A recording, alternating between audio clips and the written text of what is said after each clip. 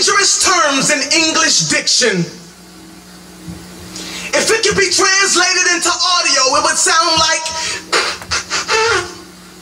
from the saxophone of Lisa Simpson.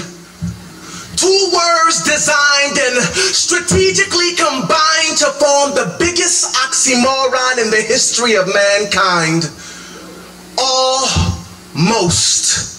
But see, as far as the world's concerned, you could live your life foul and could almost get away with murder if you have a nice smile. You could almost meet folks just to almost sleep around and stop at your local clinic. Well, you almost had a child. See, almost is no stranger to Satan. Here's proof. He only tells lies when they're almost the truth, and it's amazing. In our incompleteness, we find complacence. But if almost is one of Lucifer's many traits, then we are inadvertently good at Satan impersonations. But on the contrary, Christ did his job fully, and he proved he was God when he died on the cross like it was his duty. And to pardon my iniquities that I committed rudely, he resurrected from the grave just to tell death to excuse me.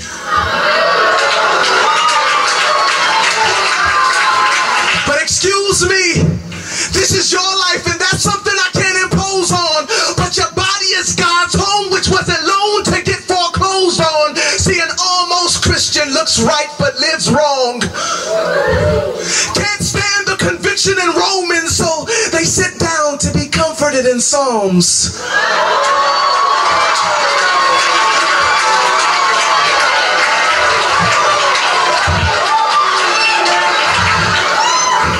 Never understood worship but love to sing songs like I surrender almost. Cause it's far too expensive for you to spend your life on something that doesn't appeal to your five senses. See, nowadays Christianity's like a Louis rag. No functional use, but we just rock it because it's stylish. Not righteous, but right-ish. So now all God sees is a pile of Ishmaels when he intended for Isaacs.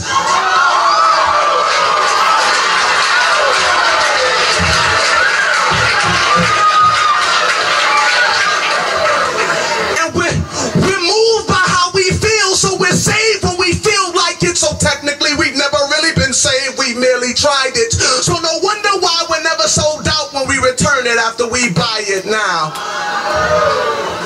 Let me break it down because you need to beware that your life could lack the very standards that need to be there. Because on that final day of judgment, while God's receiving his heir, will he say, son, well done, or medium rare? Because even by worldly standards, it'd be highly insane for you to start spending all of your money days before you almost get paid like parents. You wouldn't send your kids to a school that's almost safe. And ladies, would you really date a man who claims he's almost straight?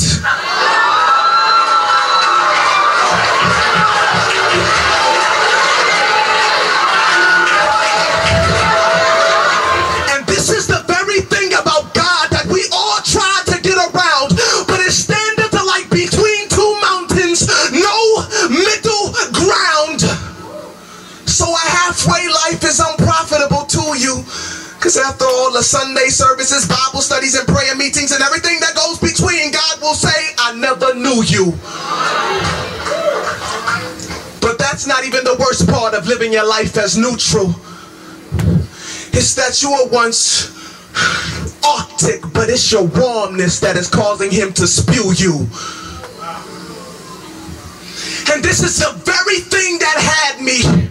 I was bound and held down by the unforgiving gravity of my spiritual reality. I was a Christian, or at least I portrayed the fantasy. with a filthy personal life, but God bless you, brother. How you doing, sister? Personality. I was a male, enveloped by guilt because I was stamped a sinner. I said I was a male, enveloped by guilt because I was stamped a sinner. My message couldn't be received because I didn't represent the sender, yet I was almost delivered. Till one day that I totally, absolutely, and completely surrendered. I took heed to a modern prophet who proclaimed it was time for change. Now I'm no longer bound to sin, point blank off the chain. You can ask Umar Abdul-Muttalib. He'll tell you the same. You don't almost go to jail when you almost blow up a plane. Like you don't almost go to hell when you almost get saved.